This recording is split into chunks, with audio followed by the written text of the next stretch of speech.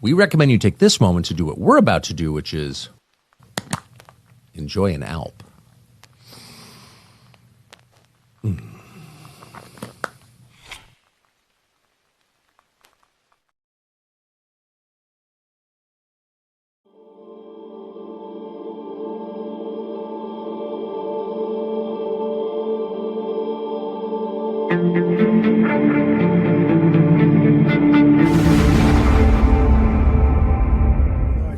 Держись, ложись, сейчас будет ебанет.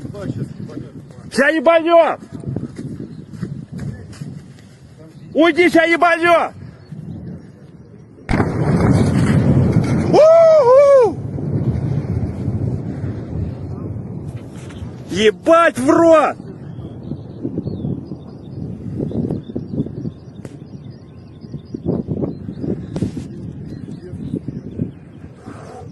Мужики, аккуратно, выходите из здания все! Все из здания выходите, сложится нахуй!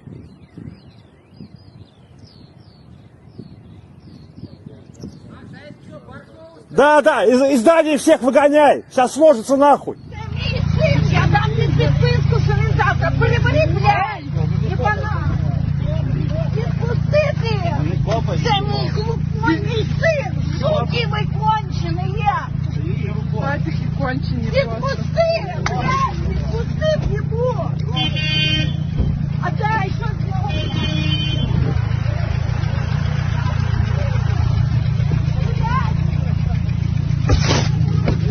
Відпустіть людину! EPA is taking action to remove petroleum-based food dyes from the U.S. food supply and from medications.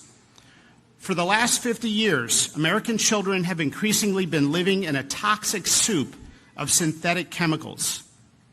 The scientific community has conducted a number of studies raising concerns about the correlation between petroleum-based synthetic dyes and several health conditions, such as attention deficit hyperactivity disorder, obesity, diabetes, insulin resistance, cancer, genomic disruption, GI issues, as I've seen in the hospital, and allergic reactions.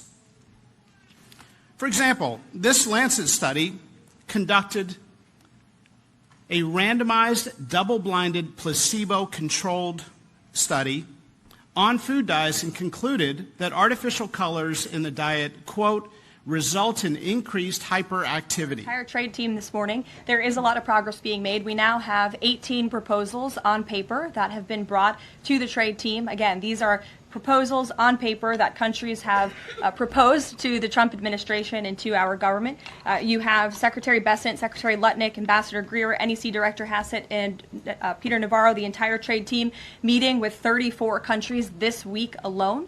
We are moving at Trump speed to ensure these deals are made on behalf of the American worker and the American people. And just yesterday, it seemed to get a little bit lost in the news, and I think it's a disservice to the American public that it did. The Vice President announced terms of reference for a trade deal with India. That is a big deal.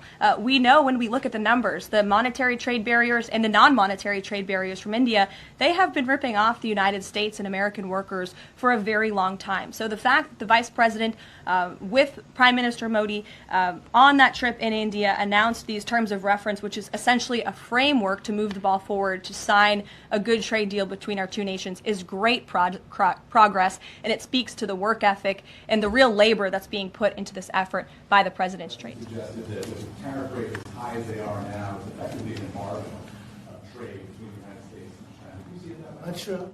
145% is very high, and it won't be that high. It's not going to be that high. It got up to there. We were talking about fentanyl, where, you know, various elements built it up to 145. No, it won't be anywhere near that high. It'll come down substantially, but it won't be zero. It used to be zero. We were just destroyed. China was taking us for a ride, and just not going to happen. It's not going to happen. We're going to be very good to China, have a great relationship with President Xi, but they would make billions and billions and billions of dollars a year, and they would build their military out of the United States and what they made, so that won't happen. But they're going to do very well. And I think they're going to be happy, and I think we're going to live together very happily and ideally work together. So I think it's going to work out very well. But no, it's at 145%. They will not be anywhere near that number.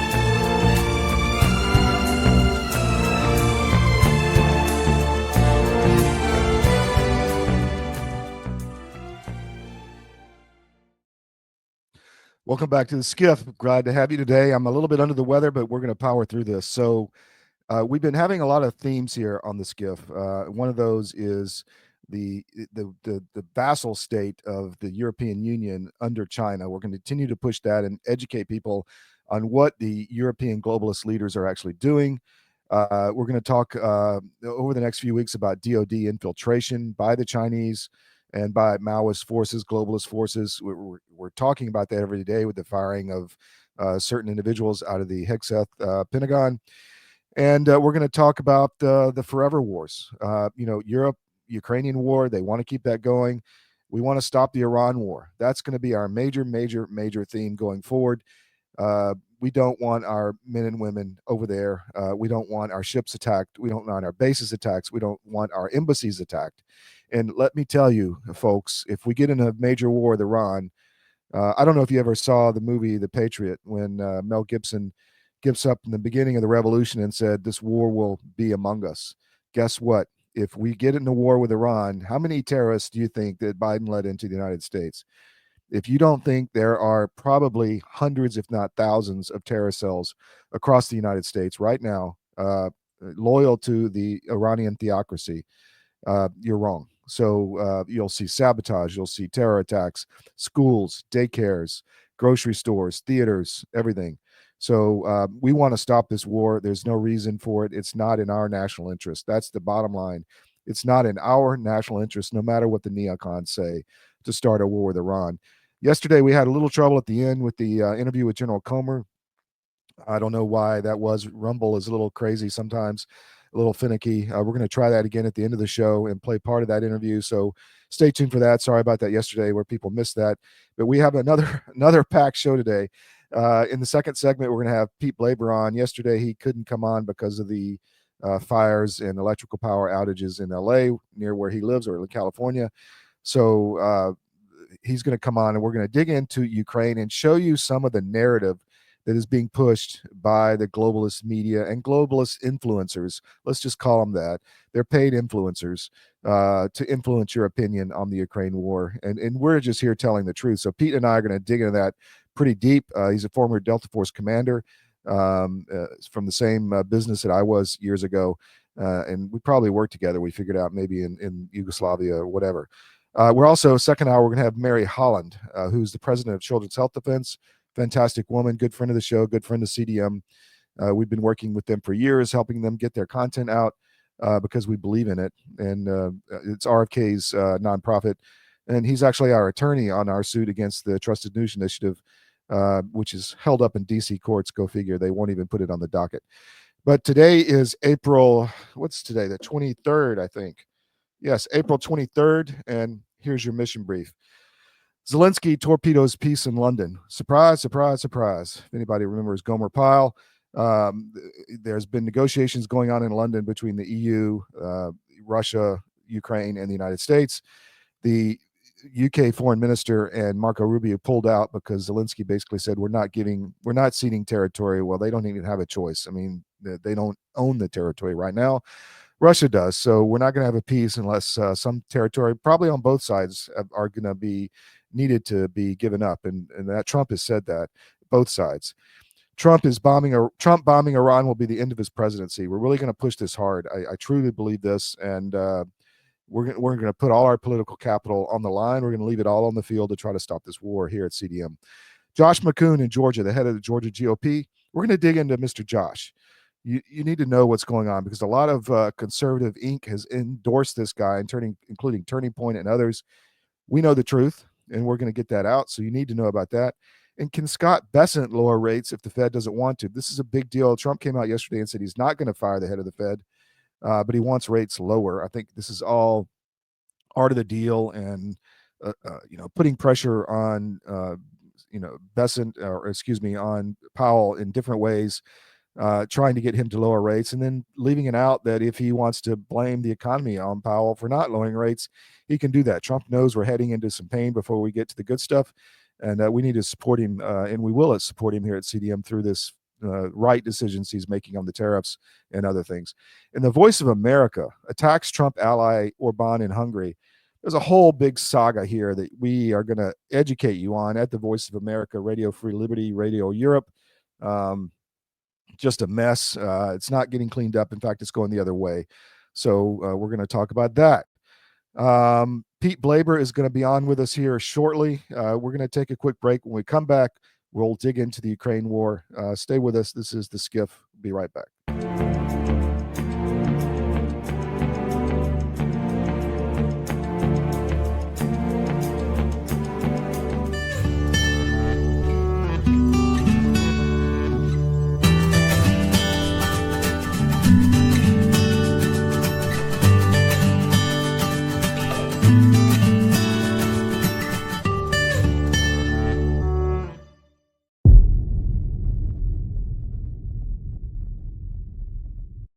The bird flu is circulating. We're getting more and more press, more fear mongering, more warnings about this. First, let's start with that. What say you on? Well, what I say is it specifically is not circulating. It's in animals. There's one human, maybe two transmissions, no human-to-human transmission. And stand by, everybody. If there is some sort of sudden human-to-human transmission, you should immediately be suspicious that gain of function was involved with that. Just the fact that they're taking an animal virus and going nuts on it in the press and talking about it all the time, that to me leads me to believe that they have concerns that somebody is doing something with that virus, because this would not happen naturally, in my opinion. Our world is changing rapidly. Many crucial systems we depend upon are collapsing. And the most important system that is failing is the food supply. Mr. President, this Council is more than aware of the multiple challenges and threats the world is facing today. But the threat of famine, people starving slowly to death, must be a red line. These food prices are going to keep going up and up, and they're going to keep feeding excuse after excuse, narrative after narrative. Yeah, you're going to have to get off that treadmill and start getting more autonomous with your own food growing. You want to make sure that you can eat, because frankly, food is the biggest issue as we are going through these transitions. But amidst the chaos, there is a path to resilience. Marjorie Wildcraft is the female leader of the survival and preparedness movement. Marjorie has taught millions of people how to grow an abundance of food in a grid-down situation, even if you have no experience, are older, or out of shape. I've spent decades finding the fastest, easiest, and funnest ways for the average person to be able to grow a lot of food. I've created a step-by-step process that's so simple that even kids to elders have been using it in order to grow a lot of their own food. And you can too, even if you have no experience, you're older, or you're out of shape. Growing your own food is like printing your own money. Get started today.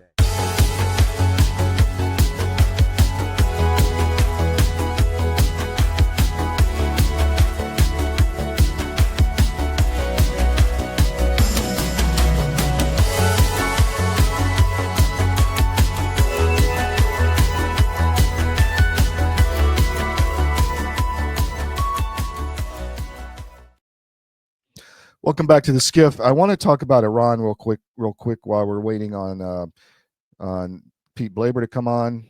He should be here any minute now. I'm just bringing up this piece. We have a piece on armedforces.press.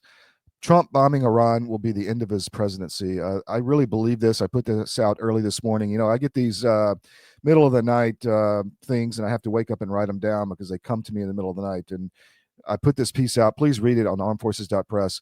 I truly believe that a war with Iran will grievously harm the United States in ways we don't understand. And so please check that out. I think that there is a terror army inside the U.S. I think it's been installed. I think that there will be attacks on U.S. interests all over, and it could bring in China and Russia, and we could really launch into World War III, which is probably what the globalists want. So check that story out on armedforces.press. I've got Pete here. I'm going to bring him in. My friend, how you doing this morning? I'm doing good, Todd. How you doing?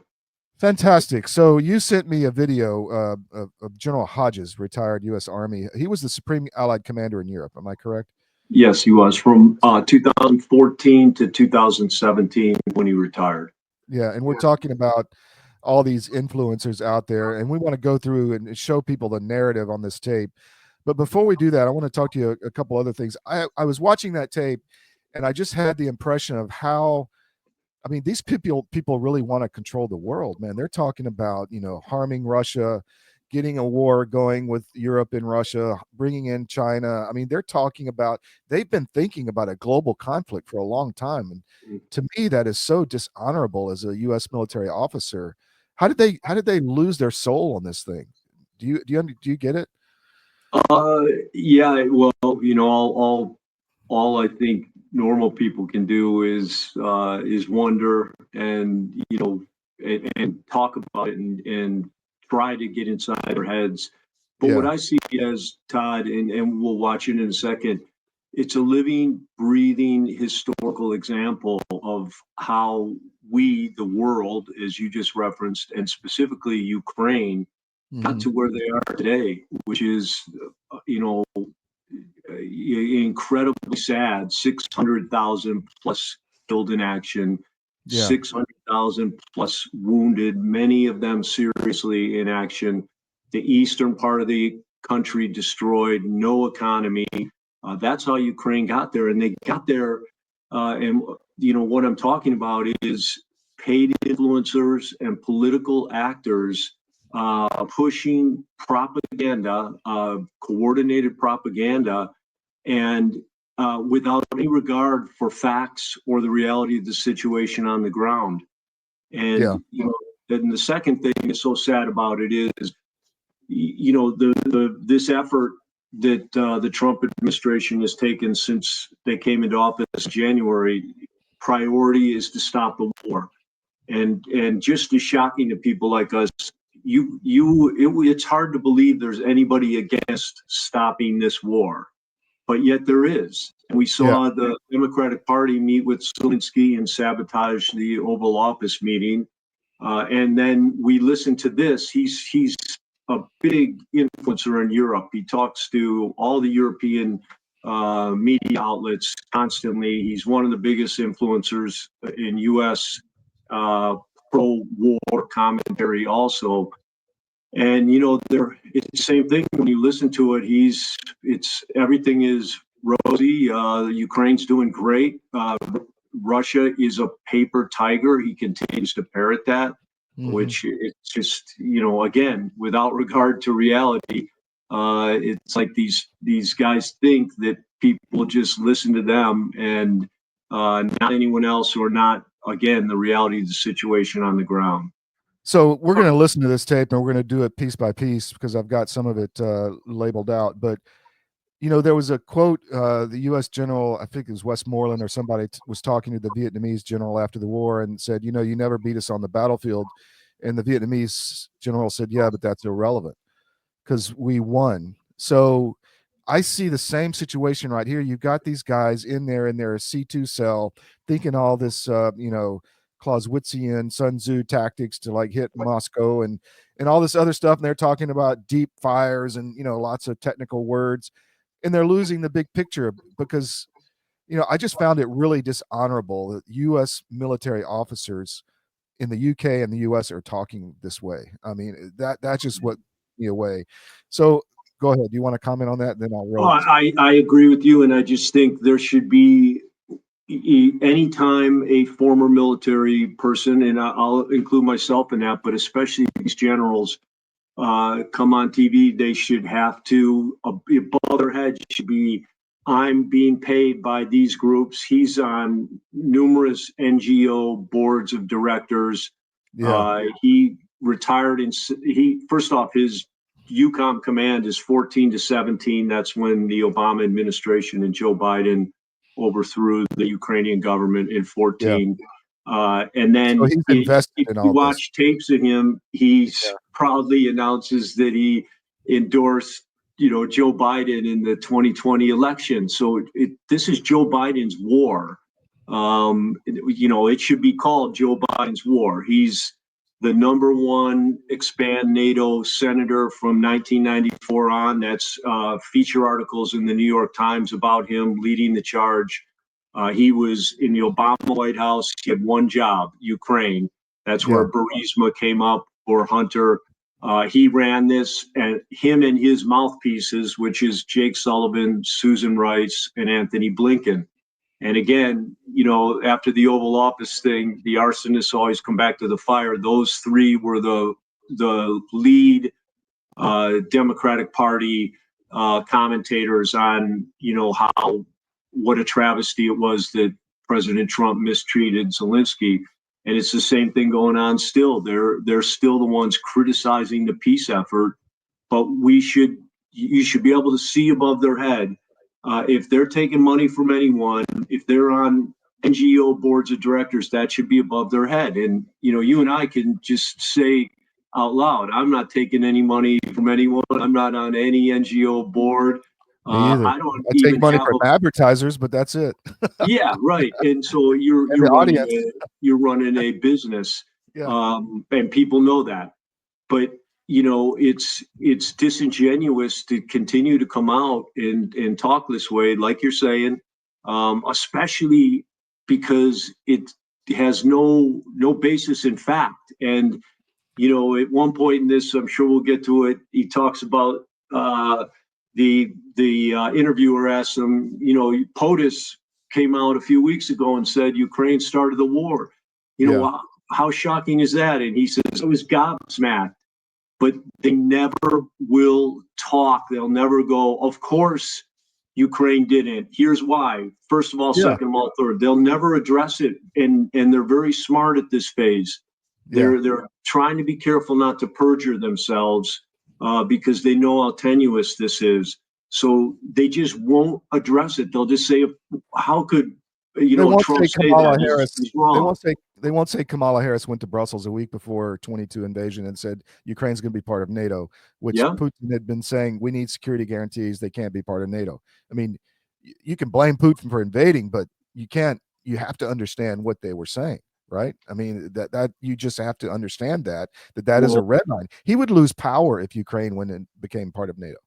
I mean, the Russian people, Russian oligarchy would not accept that, and Putin would be gone. Well, and it's even the NATO thing, is like the poster. It's no NATO, but it's bigger than that. We would not allow China and North Korea and Iran to send hundreds of advisors into Mexico to actively work against American interests to, be engaged in low-level combat, sabotage. It's preposterous, and that's what we had a thing called the Cuban Missile Crisis. Yeah, and so all you have to do is put our country in their shoes, and it's not an invasion. We overthrew the U.S. and the EU overthrew the democratically elected government of Ukraine. And as I said in my first paper on the chronology, the history of what's happened in the Ukraine war, the Russians did the same thing we do if China moved in and took over the Panama Canal. They'd come in, first off, they have people there, so they would defend it, and they would take it right back because it is an integral part of their country. They created it. It's always been Russian. And so, when we did it, they also heard on the intercepted transmissions between Famous phone Newland call. Right. and Payat. Right. Not just that one. There were many others. And in most of those, the big CIA prize was Crimea and the port and the Black Sea, cutting off the Black Sea access to Russia. That was the, cherry on top of the cake for this whole thing. He wanted that part of their empire. I'm listening to this guy. We'll get to it here shortly, but he's saying, we need to defeat Russia because then we can work on Iran. So he's taking all this training he received from the U.S. military, all of this fantastic education, martial training on strategy and everything, and he's applying it for an empire that has nothing to do with the American people. I mean, it's fascinating to watch. We're going to play this first one, and then we'll talk about it. Then we'll take a break and come back for the rest. But here we go. This is the interviewer, who's a globalist influencer himself in the UK, obviously, and General Hodges. Had this week POTUS say that Ukraine started the war. Why are his advisors not correcting him? Does he really believe that? What a great question. Of course, I was gobsmacked when I heard him say that myself, and it's very frustrating because it's clear that the White House, this administration, has taken the Russian side, and that they parrot Kremlin talking points better than Lavrov.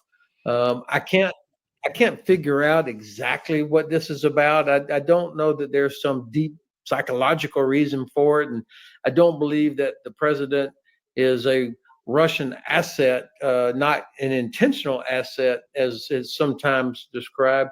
I just think he has doesn't appreciate or respect what's at stake with Ukraine, with its history, its geography, why this matters for Europe, frankly, why it matters for the United States. I hate to say this, I don't think he even cares. And I think there's also probably some hangover from his first administration when he tried to bribe or blackmail, I should say, President Zelenskiy ahead of the re-election campaign, Joe Biden. And I think he's still angry about that. So all of these things, unfortunately, are part of the mix rather than really clear strategic thinking. So, Pete, I mean, he's just, like you said, ignoring everything, right? Mm-hmm. Yeah, again, like a classic propagandist, you don't ever address the facts. He said nothing right there. He was gobsmacked. I'm not even sure what that is. But a normal, truthful response would be something like this. I was confused or shocked.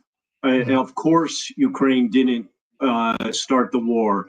And here's why. First of all, secondly, and thirdly. But you'll notice they never do that because they can't. You mean like they didn't start the war, but there was reasons that Russia invaded. Well, if he has a different opinion, if he says they're saying POTUS was wrong and for saying that, and he's not wrong, he's correct. These were Ukrainian politicians who thought it was a good idea to use the neo-Nazis as the tip of the spear in this thing. And that's what happened. The neo-Nazis ran the government in the vacuum after the overthrow, and they began the civil war, which quickly turned into an ethnic war, which quickly, the tactic of choice, ethnic cleansing occurred. And once that began, it was all over. They were never going to get Eastern Ukraine back. Those are ethnic Russians. For our audience sake, you're talking. There was ethnic cleansing by Ukrainians against Russian-speaking people. Yes, against the ethnic Russians who live in Eastern Ukraine. And again, another reason why the media doesn't cover this war is the ground combat, the battle zone, is the people who live there are all ethnic Russians.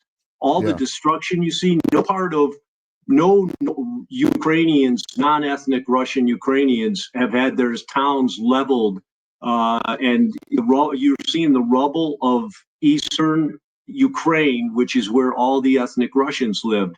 And because they started that ethnic war against them, that's what immediately rallied Donbass and Crimea to organize referendums and then have 80 to 90% voter turnout and 80-90% support for independence, autonomy, at first for Donbass, and then alignment with Russia as they continued to bombard them and kill them for 7 years, from 14 to 17. Yeah, so it's been going on since 2014. yeah, so they never addressed that. And then to bring up the Zelenskiy thing, which has been proven to be a massive con job again by the Democratic Party. Joe Biden's on tape talking about using $1 billion as a carrot. Either you do what we say and stop investigating Burisma, or we're not giving you $1 billion in aid. He's on tape saying that. Yeah. And so for this guy to come out and just reference it like it's a fact, again, without using any facts, Gotcha. it's hard to watch. Pete, we'll be right back. We're going to take a break. We'll delve into more General Hodges' nefarious comments. Be right back.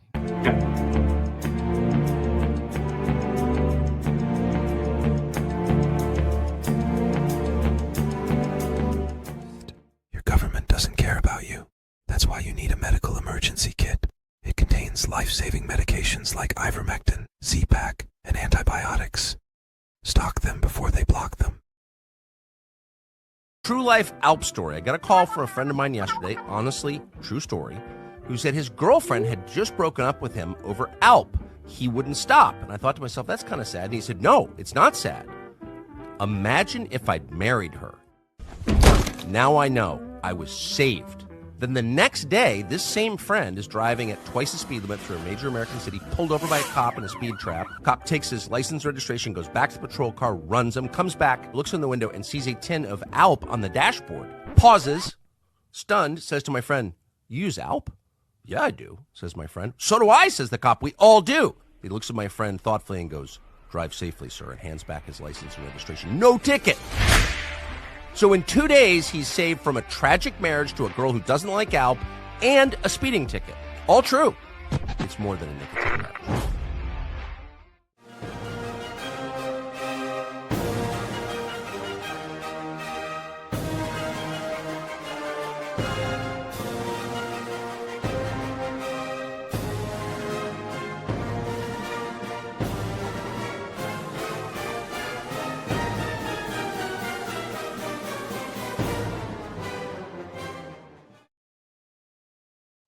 Welcome back to the SCIF. I'm here with Pete Blaber.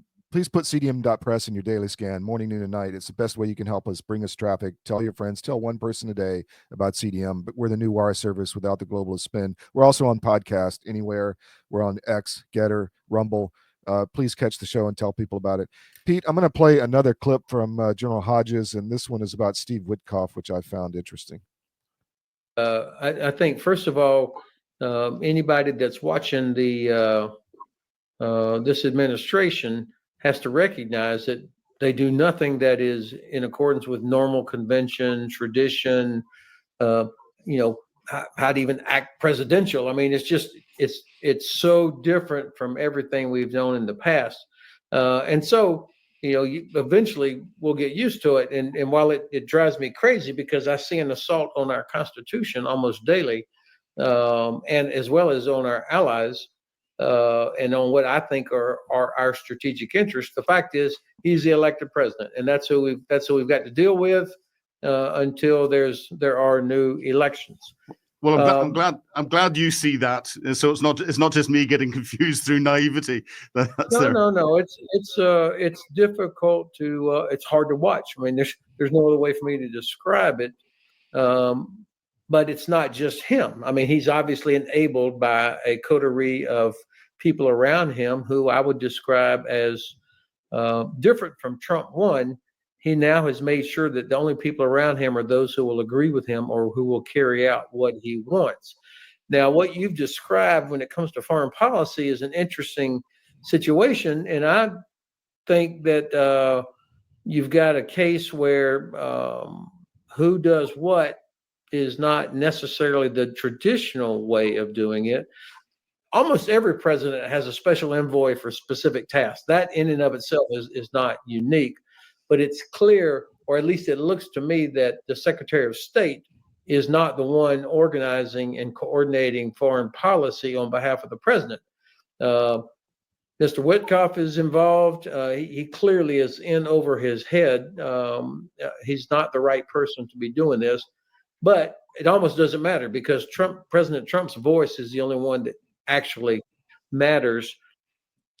So, Pete, I don't listen to Witkoff because he's not doing what the State Department wants. The State Department is full of communists and wants forever wars, right? Right. Yeah. Again, the most auspicious thing about what he says is that there's no facts. And classic propaganda is accusations and name calling. It's all about emotions and about creating fear. So, he references where there a daily constitutional crisis in the U.S. and mistreatment of Europe. Name one. Name one constitutional crisis or mistreatment of allies. He references this coterie around him that's manipulating him. Name one. Name who is J.D. Vance supposedly manipulating the president.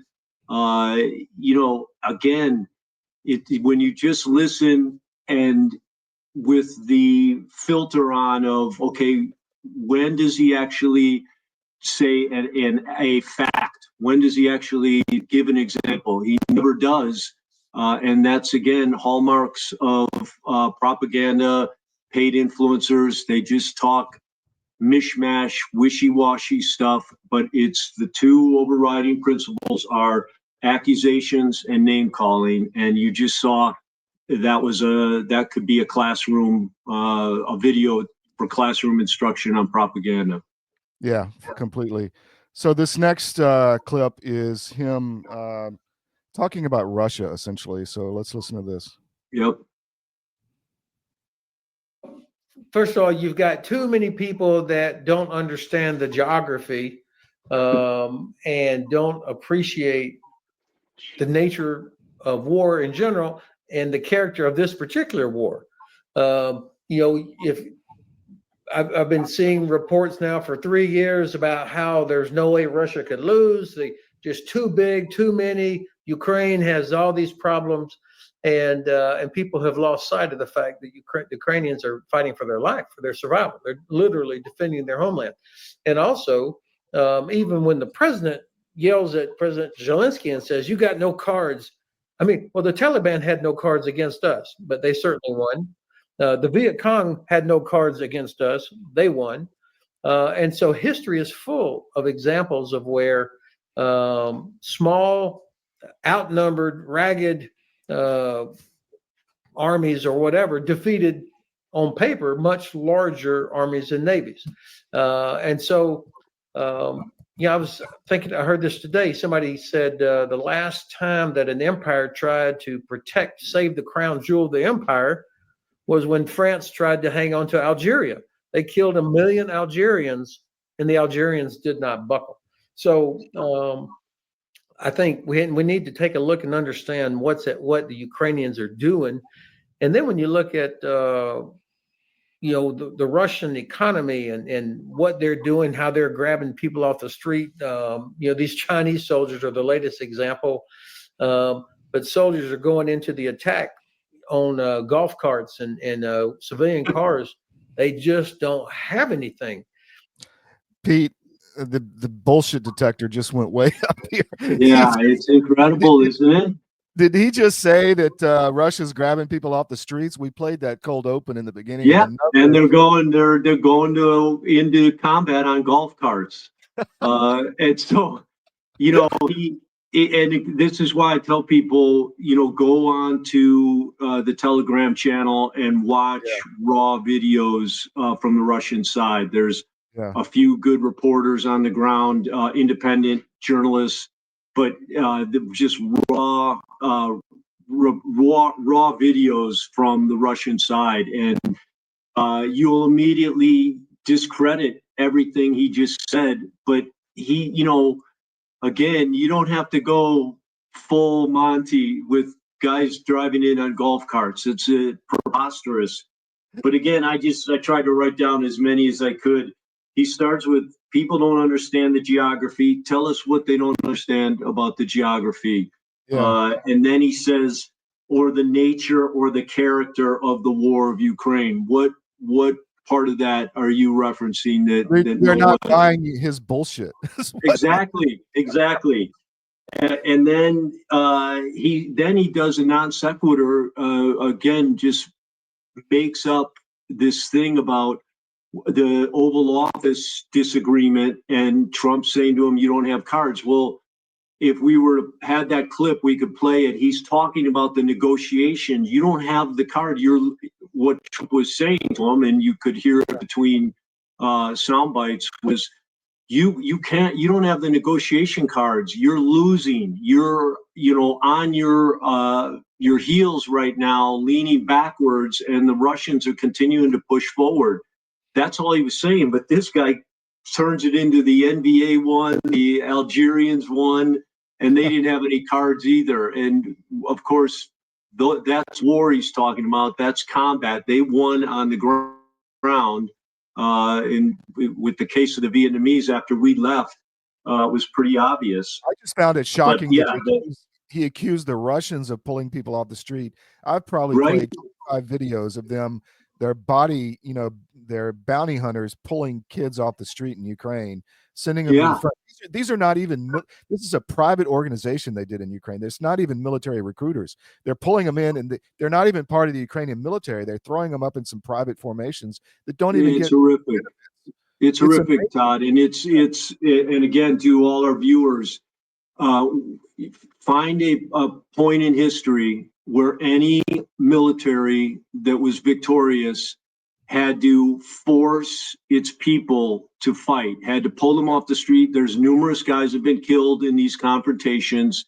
A lot of them do turn into shootouts because guys are carrying weapons with them, trying to get out of Ukraine. Name one example of that. You can't. The second thing is Russian recruitment is through the roof. And they do interviews. There's interviews with guys. When did you join? I joined when I saw the massacre in Odessa on TV. That's when I went down.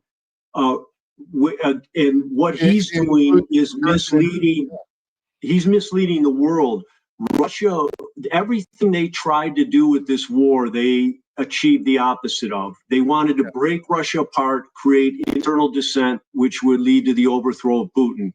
What they've done is created probably the most unified country on the planet right now. Every country goes through cycles, but Russia, you can say, is at the very apex, and they are completely united, motivated. Support for Putin is through the roof.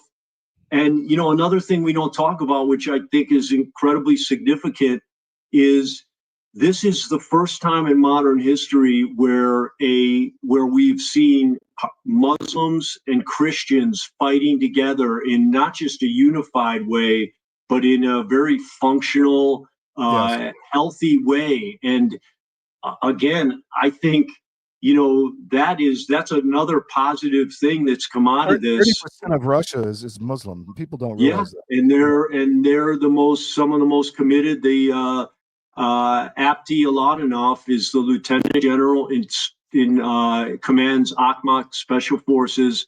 They're one of the most effective fighting forces on the battlefield. And he puts out posts every day, videos every day. He talks about God and country, kind of a familiar theme for warriors.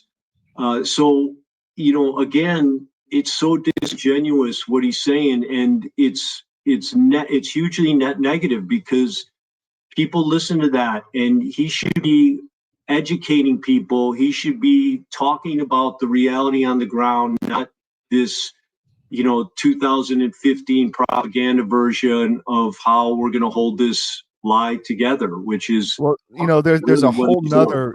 You bring up some good points, but it made me think of something else. There's a whole nother level here. During the 90s, when the Soviet Union fell, the Russians went through 15 years of hell, essentially gang warfare, wild west, no safety, high crime, looting. I mean, that's when all the oligarchs were born. You had everybody with bodyguards, all of gunfights, rapes. All that was bad during the 90s. They don't want to go back. This is vengeance for them. They're thinking now we won and the United States is going to fall apart. And that's what these globalists have done, is push that on our republic, and it angers me to no end. Pete, we're going to take a break. You can stay for one more segment, right? We'll be right back.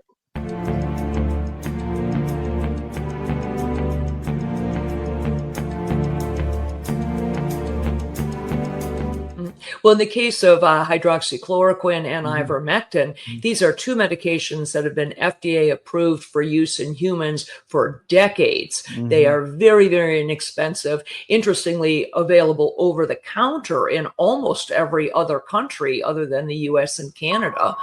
You can just walk into a pharmacy and buy them like we buy Tylenol in much of the world because they're that safe. And we've known for decades that ivermectin has very strong antiviral properties. It has anti-inflammatory properties, and both ivermectin and hydroxychloroquine are what we call zinc ionophores. They help to move zinc from the bloodstream into the cell, which is where it needs to be in order to fight off a virus. So lots of application for these, and we have every reason to believe that those drugs also will likely have some efficacy against H5N1 or a number of other respiratory viruses that we may meet down the road. If you haven't noticed, gold has reached a new high, all-time highs actually, and keeps going up every day. Why is that? It's because precious metals are a long-time historical store of value. And if you own a portfolio and you have assets in the fiat currencies, i.e. stocks, bonds, cash, or whatever, you're vulnerable to hyperinflation, which is coming as our debt explodes another trillion every 90 days. It's really scary. So how do you protect yourself? Go to Advisor Metals. If you look on any of our CDM.press sites, about halfway down, there's an ad for Advisor Metals. Click on it, fill out the form for your contact info, and Ira Bishotsky will contact you and talk to you. It's an easy conversation. There's no sales pitch. He's completely verified by us. He has a regulatory background we've checked into. We've checked with his bankers. We've checked with his IRA custodians for metals, and we can highly recommend Advisor Metals and Ira. So go to Advisor Metals. If you call them directly, tell them we sent you at CDM, and he'll definitely take care of you. But protect your portfolio because you really need to. It's coming. Thank you.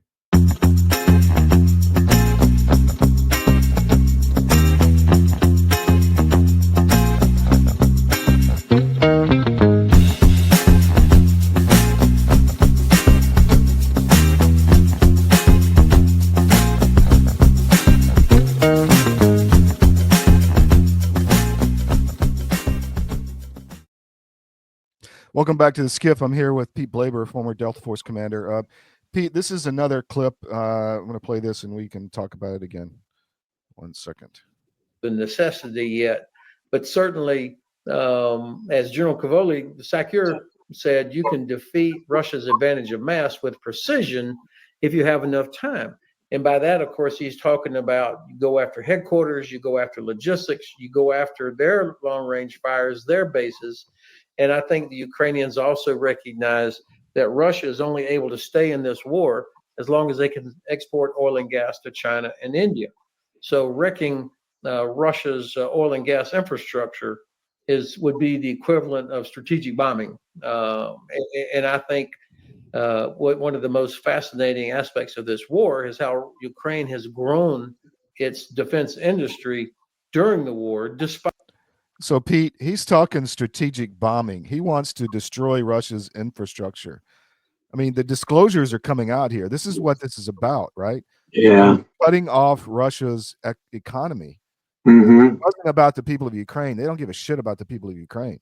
No. Killed them all. This is about something much bigger. I found that really interesting. What say you?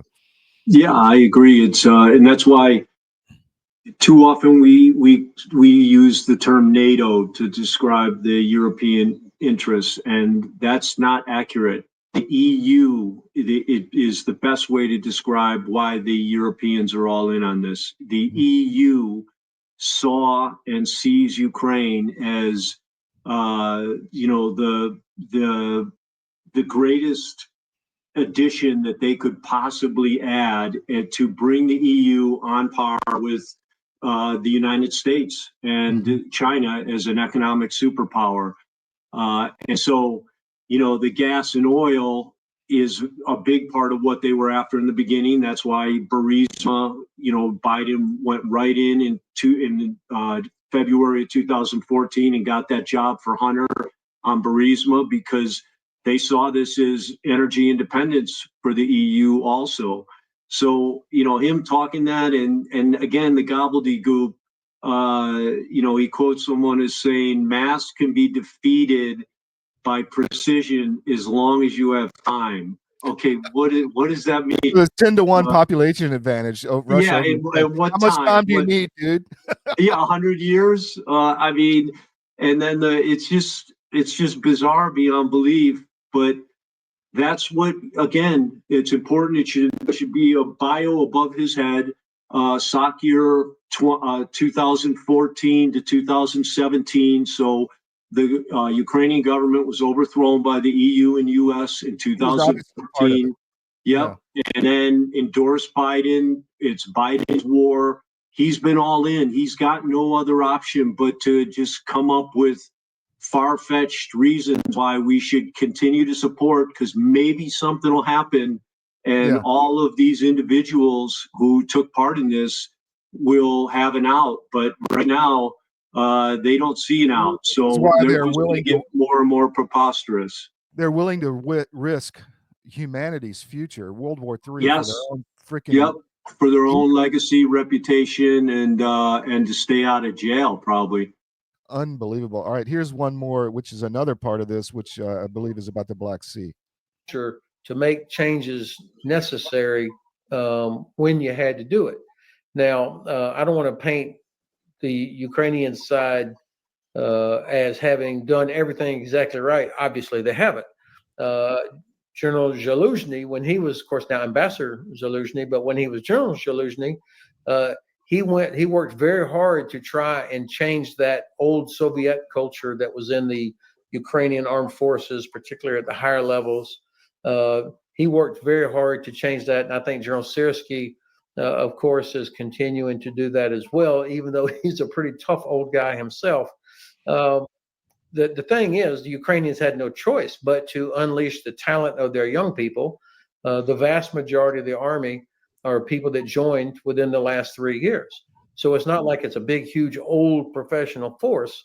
And so the nature, the character of this war, and the fact that they have been outnumbered so much, so vastly, they've had to find ways to counter Russia's advantage of mass. The best example we've seen, of course, and well, let me say it this way. There are several very good examples. At sea, the fact that Ukraine was able to basically defeat the Black Sea Fleet, even though Ukraine had no traditional navy of their own anymore, that's because of a combination of, Pete, that wasn't Ukraine who defeated the Black Sea Fleet. No.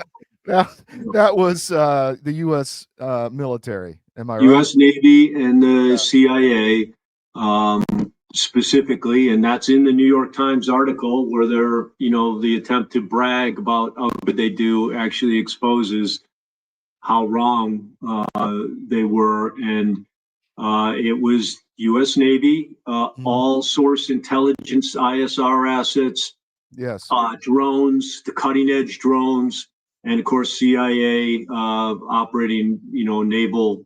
Their equivalent of ground branch is naval branch, which they have. They sunk the Moskva, which is one of the leading Russian warships. I mean, unbelievable. I mean, that wasn't Joe Bag of Donuts in his garage in Ukraine. Right. Here's one more clip on the Kursk incursion, which I found interesting. Assuming that, well, Russia's winning, they're just keeping marching in the east. But the Ukrainian general staff looked at the map and said, wait a minute, they barely moved in months and only at enormous casualties. So they were pretty sure they could accept risk in the east, although it would suck to be a young company commander out near between Pokrovsk and Avdiivka, in order to build up force to launch an operational strike into Kursk, and they were there for months. These are the kind of things that I think only creative, innovative leadership and a willingness to take risks can do. So in Kursk, they lost 70,000 troops and probably 3,000 or 4,000 armored vehicles. The Ukrainians did. The Russians lost a lot too. The Russians, they did this feint trying to pull Russian forces out of Donetsk. By the way, the slowness, I think Russia was waiting on Trump to get into office. I don't think they were in any hurry to advance on Kiev. I mean, yeah, they can't take all of Donbass. They don't have the structure without a huge loss. But I think there's two subjects. One, they were going slow on purpose, and number two, the Kursk incursion was a disaster for the Ukrainian forces. Am I right? You're absolutely right. And he calls it creative and courageous. With no facts, 69,000 men. We lost 58,000 in Vietnam over 15 years. So 69,000 men, around 4,000 vehicles. You can see all the troops, their best equipment. Yeah, their best troops. And he calls that courageous. Again, even what he said before that about the military. Most of the military's only been in since 2022. Okay, so you're saying most of Ukraine military is less than 3 years old. That's another massive red flag. That means they have no NCO Corps, no officers who have grown up through the system. And the individual he talks about, who's a general, who's a diplomat now, he was thrown out because by Zelenskiy, he was pushed out. Zelenskiy saw him as the biggest threat to him is at the presidential level. There was also a conflict between him and Zelenskiy during the 22 and 23 counteroffensives. And so, their own military is at odds with each other. They can't decide what to do. He obviously had a hand in Kursk. The only way you could talk about it that way is if you were one of the ones who came up with the concept. And it was a massive strategic error that they cannot recover from because, like you said, those were their best brigades and they were defeated wholesale. Again, it's important to say it because this is not like an intellectual debate. This is about thousands of men being killed every day for no reason and in a war that was started by a bunch of white-collar admin diplomats who don't give one crap about Ukraine or about people in general. They only care about power and globalism. And so it's a sad thing, but the fact they never talk about it again is incredibly revealing as to what his true motivation is for even bringing it up. Yeah, well, this is all narrative control on their part. I mean, the war is, from a military standpoint, is over. But Zelenskiy today torpedoed the talks in London, and Rubio and the UK foreign minister just backed out and said it's not worth it. I think we're moving to a point where the U.S. is going to withdraw from that negotiations because Zelenskiy doesn't want peace.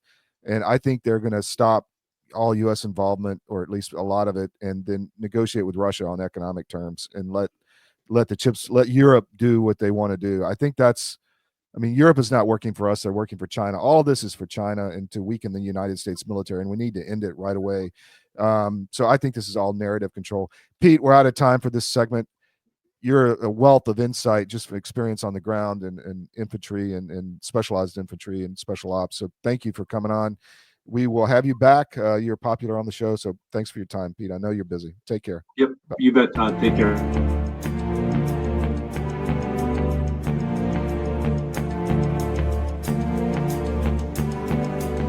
This is a special report.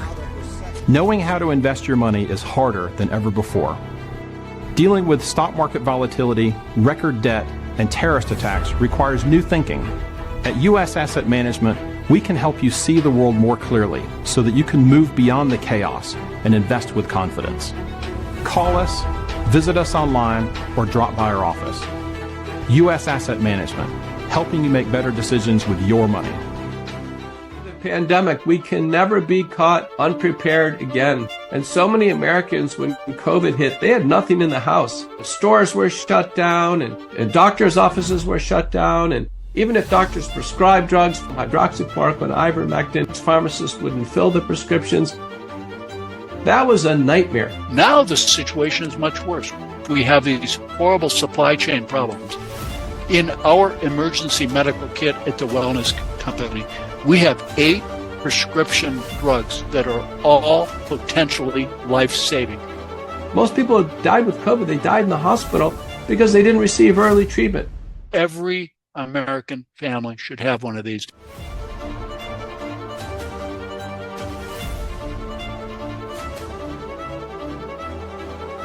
I can tell you the Wellness Company kit is the answer. So we are in the factory in Kentucky. This is Alp World HQ, and we are at the end of the packing line. So I'm going to show you how it works. We have the card, throw it in there. There's a packing slip, and then you have the Alp. And 4, but that seems honestly like a lot. 3 now, but it's good. You just pack a punch that, you know, for a normal nicotine brand, it'd be like 8. You know, we think 3 is fine. Next one. Again, 4. Let's throw 3 in just to keep it fair. Okay? There you go. So you can see you can get fast at this. And really, it's just a matter of repetition. This is kind of the assembly line that, you know, Henry Ford devised so long ago. Tucker's stealing all the Alp because...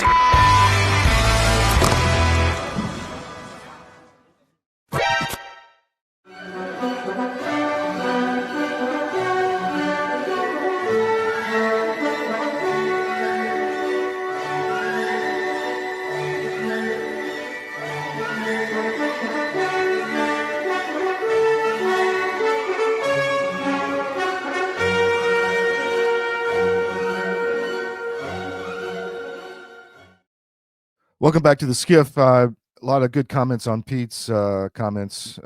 Pete's an asset to the show and an example of what CDM can bring to the table with people from on the ground who have the experience, and that's what we specialize in. We have reporters all over the world. CDM.press, put us in your daily scan, morning, noon, and night.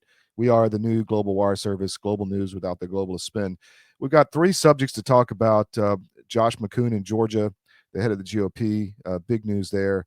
Scott Bessent on how he may do things that the Fed is not willing to do with bond purchases. And then the Voice of America is another huge story. But we have Mary Holland, who we're very close to Children's Self-Defense, which is RFK's nonprofit. He started decades ago. We've worked with them to get their message out for years now. We're very close to Mary Holland, the president. And I sat down with Mary yesterday to talk about multiple issues, but where we are with Make America Great Again, or Healthy Again, Make America Healthy Again, MAHA, the food dye disclosure yesterday, stopping the dyes via the FDA and foods, which is huge. But I'm going to play this interview with Mary. I hope you really enjoy it. We're honored to have with us the president of Children's Self-Defense, Mary Holland, a good friend of the show and the network. Thanks, Mary, for coming on today. I appreciate it. Happy to be here. So I wanted to reach out to you because there's a lot of stuff in the press. You know, he's going, Kennedy, RFK is going after a lot of the dyes in the food, the additives, the things that are really poisoning Americans. There's some issues on the vaccines. I just wanted to ask you about that, but let's talk about the food first. Where do you see the progress being made right now, or do you? Well, I'm really excited. I'm not there today, but Secretary Kennedy is with the commissioner of the FDA, Marty Makary, to get rid of, as I understand it, 8 petroleum-based food dyes that are in the American food supply. You know, so this is made out of oil. Like, why are we eating? They're engine lubricants, right? Yeah, they're engine lubricants at best, and they've been in our food supply for decades. They're not in the food supply in Europe. It's an outrage that these things are still here. We know they're carcinogenic. They're probably not the primary cause of obesity or brain issues or the many things we struggle from, but they're obviously not good. Yeah. So, you know, this is absolutely a step in the right direction. And kudos to Bobby for, you know, just recognizing like this is toxic stuff. Let's get rid of it. Yeah, that's like low-hanging fruit. Like It's low-hanging fruit. Get the poison out of the food supply. Exactly. Literally, Todd. Like, what mother wants to have their children, their child go drink a teaspoon of gasoline? That's literally what these food dyes are. It's crazy. And we do know that they're very clearly, some people have incredible sensitivity to these food dyes. It can literally make some children in particular become extremely hyperactive or aggressive. Some of these dyes are really potent. So this is low-hanging fruit. I think Bobby has a big job to do to get the whole country behind him. And I think this is a great starting point. So is food going to be the sole totality of what he does to make America healthy again? No, it can't possibly be. It's not enough. But it's a good starting point where you can get a lot of support, a lot of consensus building, I think. So a lot of this stuff messes with the cells at the molecular level, right? I mean, the cellular level, and it causes a lot of inflammation. And that may be, when you mentioned the obesity and other stuff and the autoimmune and all of that, it may be just a body's reaction to this. I heard somebody say that when your body can't get rid of something, it just puts it in a fat cell and puts it over here. Right. So that's why a lot of these people have bellies. Yeah. I mean, I think that there's a lot of different causes here. There's not one cause, but we know this stuff is bad. We know it's non-nutritive, right? This is not a food. It does not add to your nutritional value that you can use to make energy for your body. It is solely for marketing purposes. Literally, dyes are solely for marketing. And this is bad for your health. We do know that benzene, petroleum products they're associated with causing cancer. So why are we tolerating this? Right. So finally, I think the FDA is going to step up, and at least this is a starting point. I don't see this as the finish line at all, Todd, but let's remember that Bobby Kennedy has been in office for just slightly over 2 months as head of HHS. And, in that time, he's taking a lot of heat, no surprise there, but he's also gotten quite a bit done. Yeah, sure has. We noticed in Georgia and in other states that once he got in and it was seen that he was going to be there, all of a sudden in Georgia they came out, we got to do tort reform and start giving waivers to these foreign countries like China and Bayer for all these pesticides and all this stuff. Even if you put it or you don't put it in the label now in Georgia, you still can't sue. I mean, have you seen this reaction? This is one of the major things you guys focus on. Right? Yeah, that's so fascinating. So we did see this bill in Georgia. We did see this law that passed on protecting pesticide companies. And this is absolutely taking a page out of the pharmaceutical book for vaccines where there's no liability. And they're trying to pass that in other states. And I think now running into quite a bit of interference, thankfully.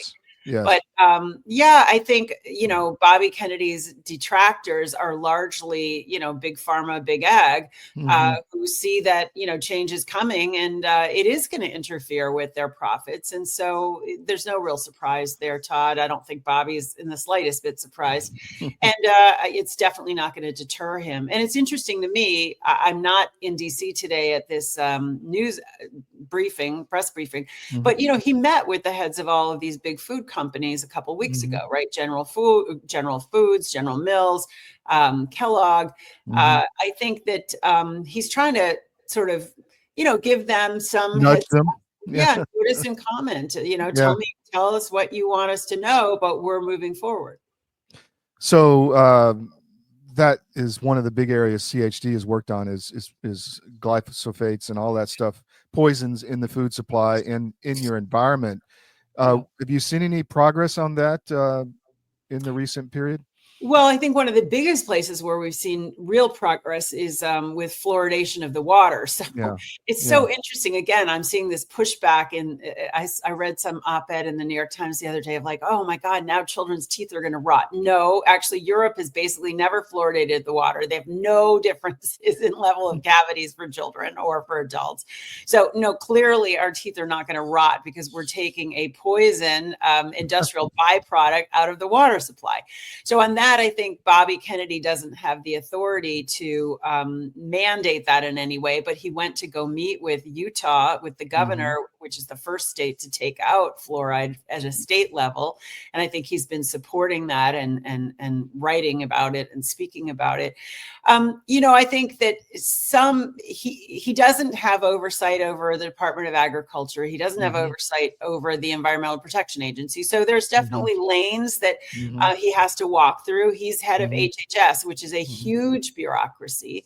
And one of the first things he's done in these first 2 months is to say, we're going to streamline these agencies. We've got 27. We're going to cut it down to something like 15. We're going to create a new sub-agency called the Administration for Healthy America, AHA, which is really going to look at how to end the chronic disease epidemic. I mean, our NIH in particular and CDC have been so focused on infectious disease. We have 300 million plus people in this country, and yet we really don't have deaths from infectious disease. All the deaths, 90% of the budget is on chronic disease, and there's very little attention to that. Not none, but very little. He's also involved in sort of cutting out things that I think were not good. And so he has reduced the staffing by, I think, 10,000 jobs, and cutting programs where they, I'm sure some of the things will be regrettable, as I think he has said, but I think many of them are things that really, aren't realistically under the mandate of Health and Human Services. So anyway, I think he's pushing forward. I saw a reaction, I think it was from Bayer, and they said, well, if you take away, our ability, or you take away our if you give us liability for these chemicals, then we could go out of business. And people were like, so hello? Hello. I mean, that's exactly it. It's like, well, maybe there's something wrong with your product. But again, they hide behind this idea. This is the whole concept behind the government, essentially indemnification for vaccines, of like, oh, they're so life-saving. If they kill a few people, you can't sue us for that because it would get in the way of the life-saving. It's like, well, okay, but if you're killing some people, isn't that a problem? The logic of all of this, Todd, is it really is kind of an incredible logic, right? Yes, it really is an incredible logic. And when you think about it, even in the ag space and the glyphosate, literally the farmers who don't put glyphosate on their crops, the organic farmers, if it drifts onto their crop, they have no cause of action against the glyphosate people. I mean, it's, we work with a very tilted playing field right now. So that's obviously progress in those areas. What about the vaccine issue? He said he's going to get to the bottom of autism, and I know a lot of CHD's members have vaccine injured children. That's a great thing. We need to get to the bottom of autism. But what about I think he mentioned that mRNA vaccines are the best way to fight the measles epidemic. Do you agree with that, or is that my misquoting? That's not quite what he said. He said that the best way, he said the most effective prevention for measles is the measles, mumps, rubella vaccine, MMR, which is been on the schedule since they all came in the 60s. So it's been on the schedule for a long time.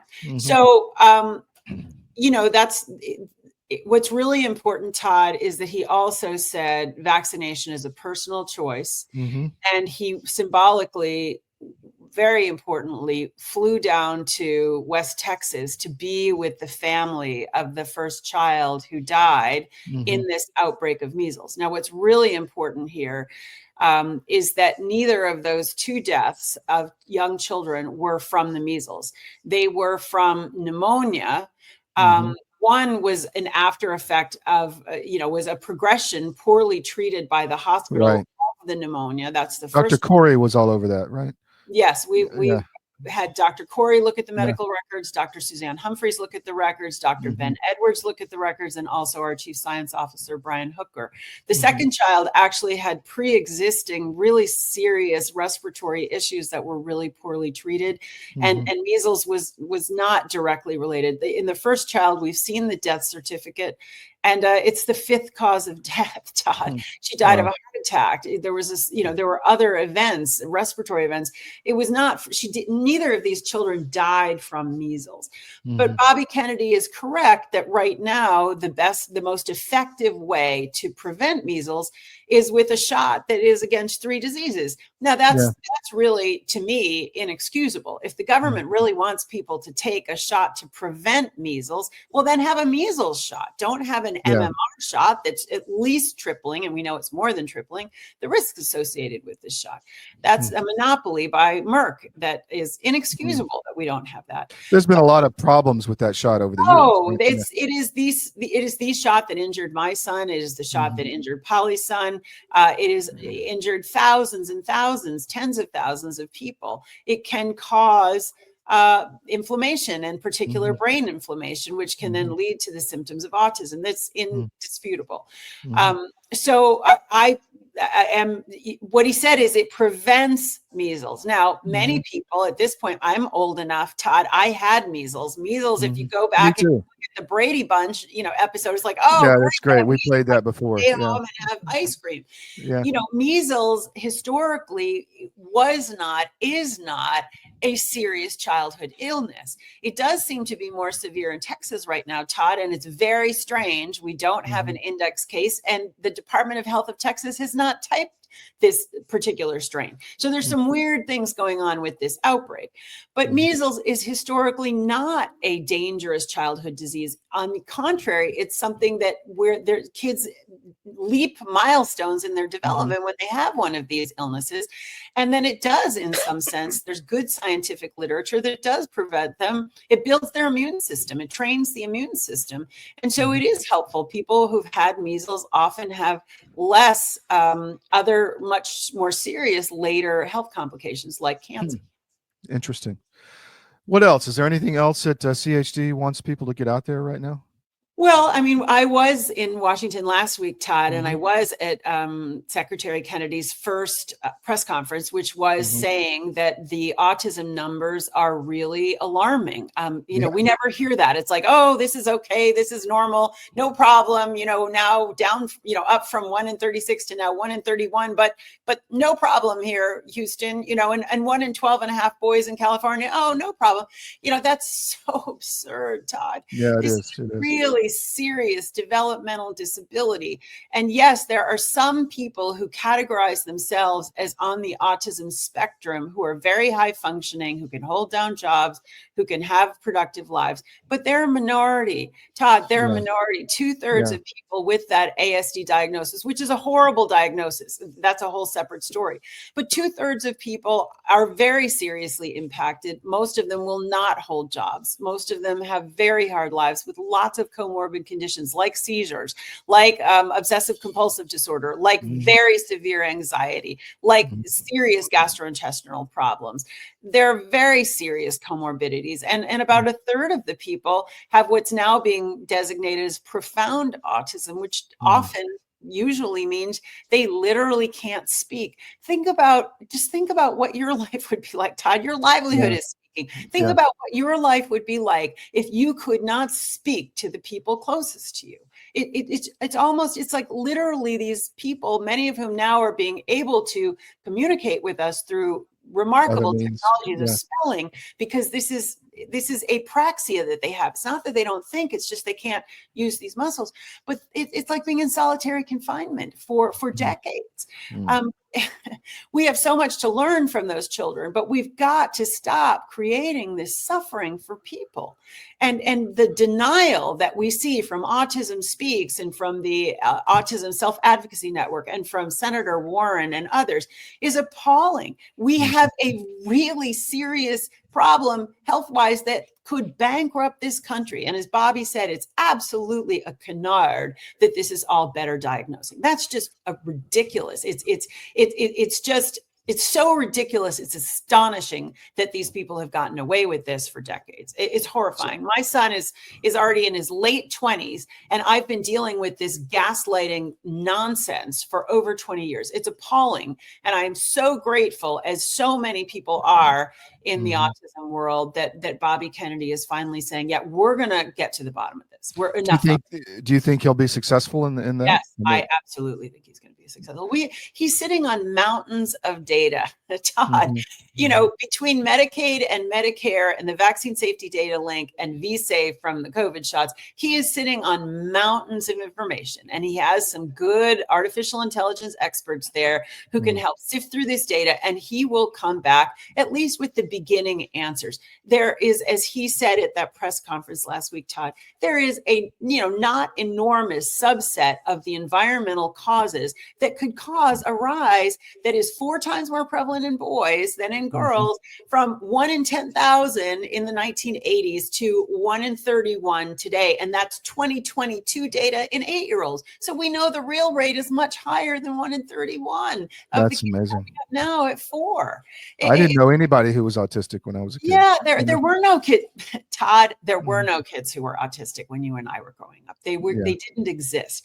So we have got to stop this. This is not a genetic condition. Bobby Kennedy called that out loud and clear. This is not about better diagnosing. There's a real problem, and it is really harming our country, and we've got to stop.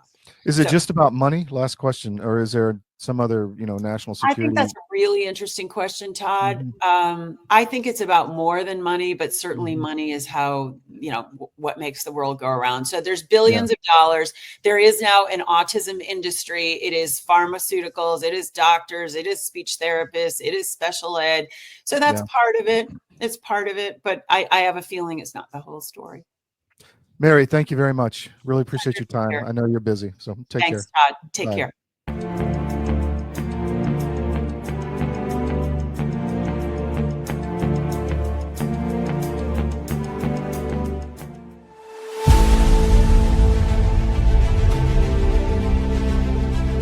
I'm watching my friends gain more and more weight, and then eventually I got to tell you, this is a little dark, but bad diet literally killed my whole crew. Wow. Diabetes, a stroke. I mean, all kinds of stuff. It's like, you had a stroke? You're not even 50 years old. You guys got to quit eating this stuff. Your body knows what's what. You're not conscious of this. But that's why people will go to the refrigerator and they'll grab this and that and the other and put together this outrageously elaborate combination of foods. Your body's trying to reach balance. Unbeknownst to us, our bodies are always trying to reach homeostasis. You can't eat all of this stuff and expect to live a long time. And one thing led to another, and I went, forget this. We're going to make our own product. So we partnered with one of the world's top 3 biochemists where nutrition-specific study is concerned. I said, all I want is the best nutritional and immune support product in the world. So we mixed it in yogurt. It's a powder. I got a bag of it here. I keep one on the console all the time, just so I can show people. Yeah. And it's a powder. Now, this is not candy. This is hardcore nutrition. And sugar is an enemy. And most people do not know that the reason these bellies are showing up on people all over the place, your body makes fat to store the toxins it can't get rid of. So it just puts them over here. But I can tell you this, you take this for 30 days and then lay off of it for 2 or 3 days, and you'll go, good grief, give me some more. Skin, nails, hair growing back, cut yourself and it heals in half the time.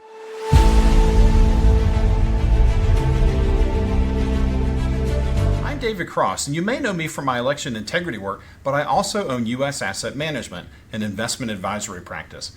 I've been an advisor for nearly 30 years, and one of the questions I get asked most frequently is, do I have enough money relative to other people my age? And while that's an interesting question, it's also the wrong question. The right question is do you have enough money to sustain your lifestyle for the rest of your life? This is a question you should know the answer to. This is what we do.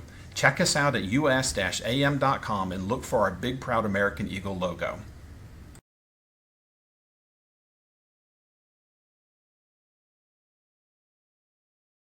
We're slogging over Africa. Foot, slogging over Africa. Boot, moving up and down again. There's no discharge in the war. 7, 6, 11. Welcome back to the SCIF. Thanks for joining us. Mary Holland, friend of the show and a wise woman, know her well, and we'll continue to help CHD put out their content and get it out to the world. Josh McKoon, who is the head of the Georgia GOP, This is somebody you should know about. We've been instrumental in bringing out a lot of information about what's going on in Georgia with our Georgia show, GeorgiaRecord.com. Please check out the paper, check out the show. It's Wednesday tonight at 7 p.m. and Sundays at 2 p.m.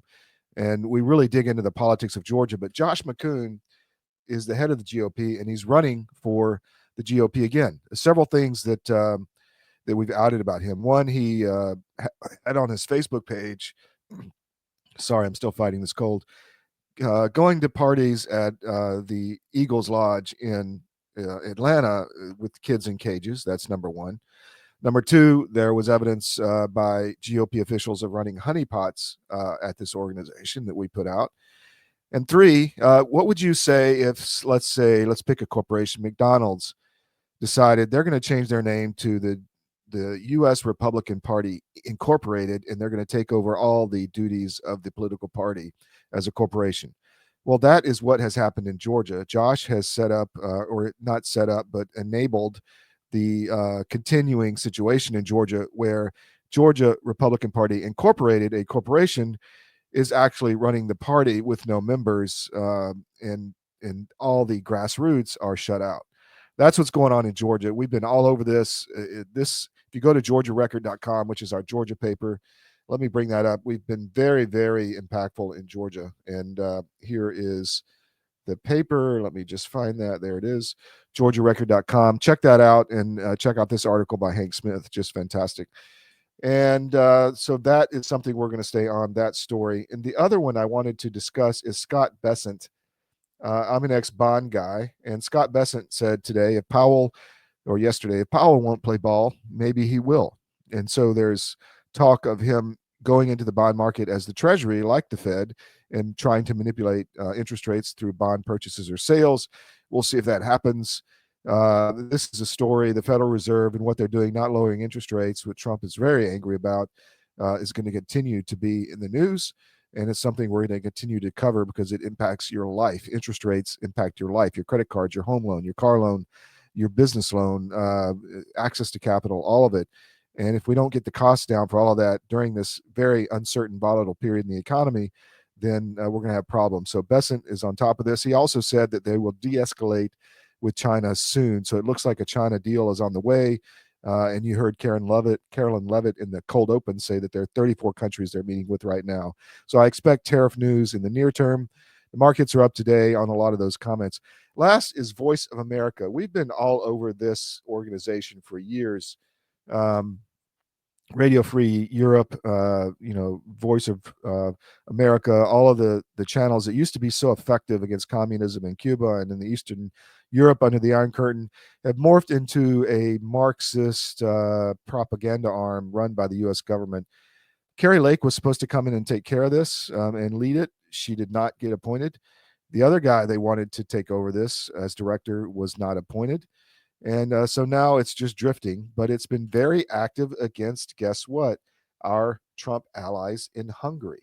And we put out a lot of the recent articles like this one. Can the EU extend Russia sanctions despite Hungary's blackmail? Legislating fear, Hungary targets LGBTQ community. I mean, there's article after article on this, which we're highlighting in this article on CDM.press. This is a bad situation that the Trump administration needs to get their arms around. Because you're hurting some of our closest enemies or allies in Europe, which is Viktor Orban in Hungary, who's trying to save his Christian nation.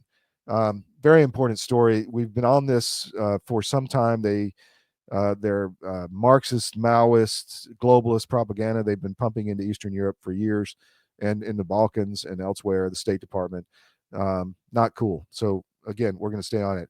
I promised you we would play some of General Comer's speech. It's not speech, interview. He was the first guy across the border in the Gulf War, the first aircraft in Southwest Asia, the first combat mission, and flew the last combat mission in Southeast Asia and Vietnam, which we played before in Cambodia. But I'm going to take a quick break. When we come back, we'll play part of the interview from General Comer. I think it's really important. We'll be right back.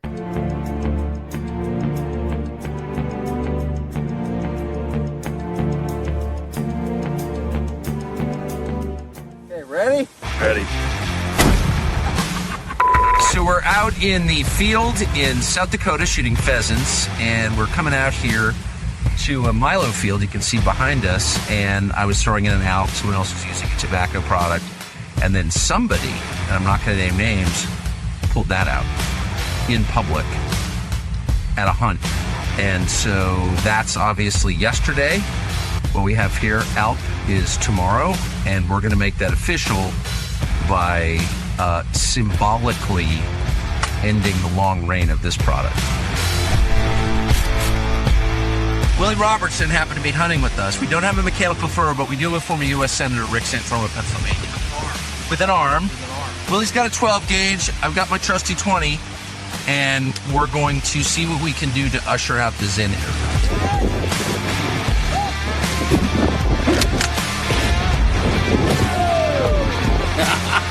Yes! So, I should say, alppouch.com, for sale now, alppouch.com. Usher in tomorrow a brand new world of nicotine pouches, the American Lip Pillow, on sale now. Warning! This product contains nicotine. Nicotine is an addictive. I'm David Cross, and you may know me from my election integrity work, but I also own U.S. Asset Management, an investment advisory practice.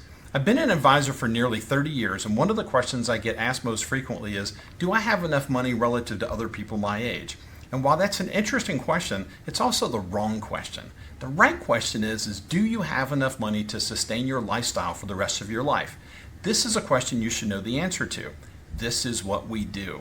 Check us out at us-am.com and look for our big, proud American Eagle logo.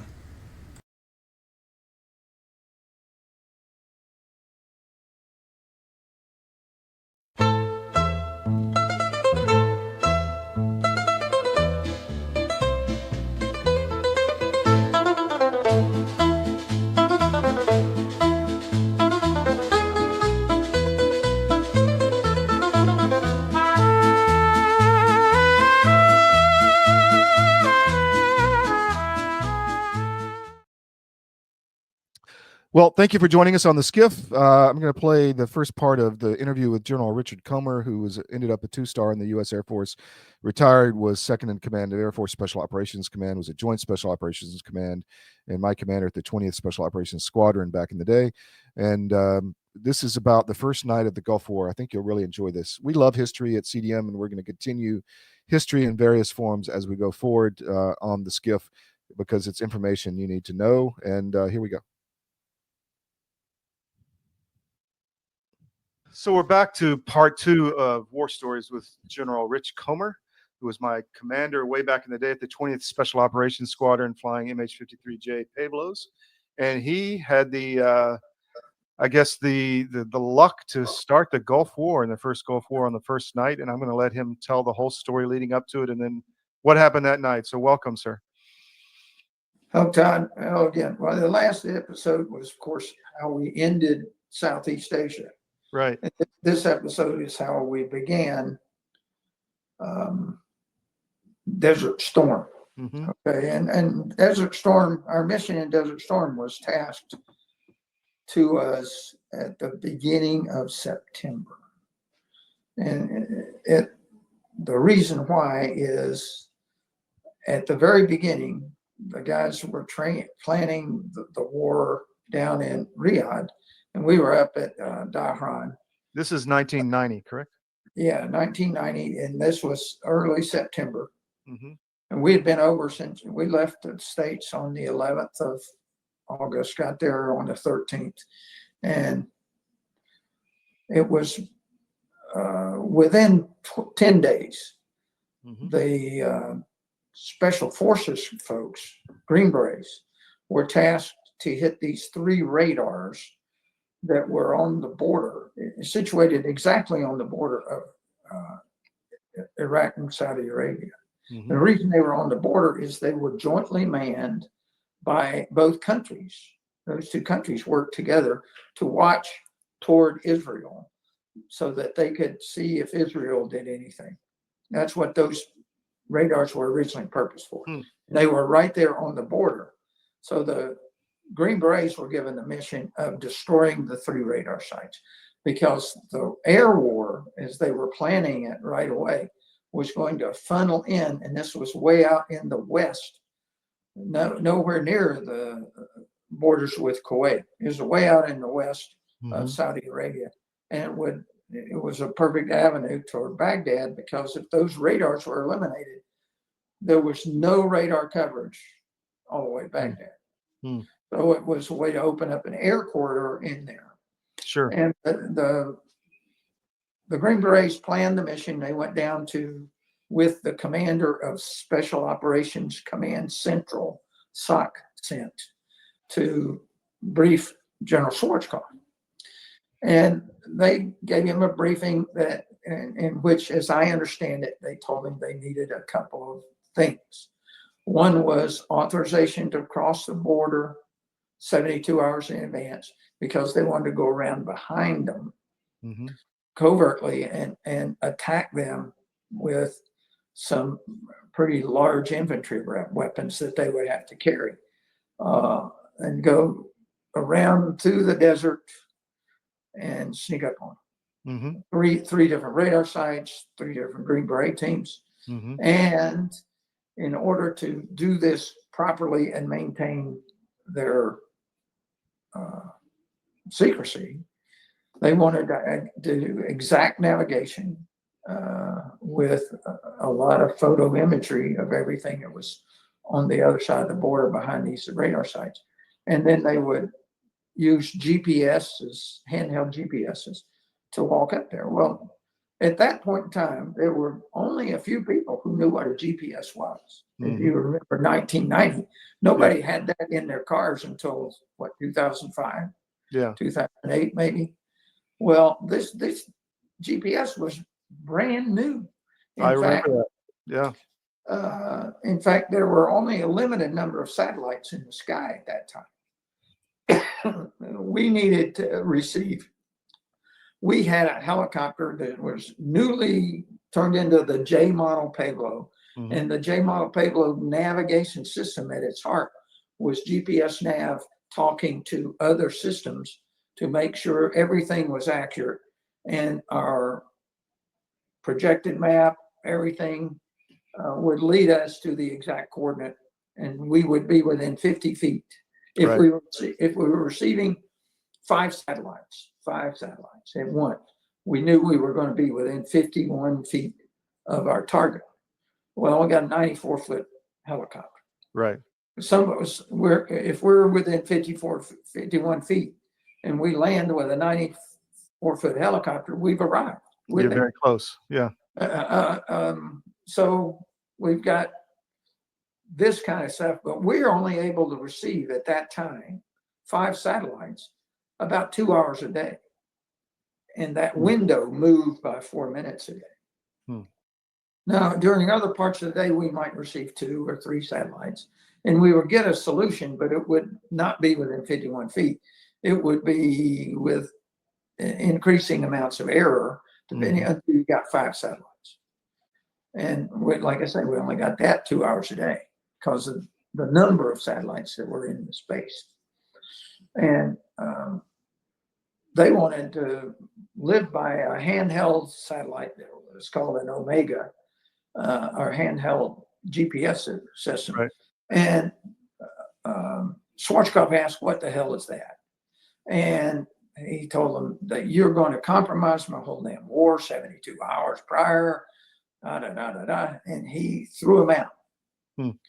And Commander Saxent still wanted his troops to do the mission, or one of his, units. Unit. And who did he have available at that time? Well, he told, I think he had one of our wing guys with him, maybe a wing commander, George Gray.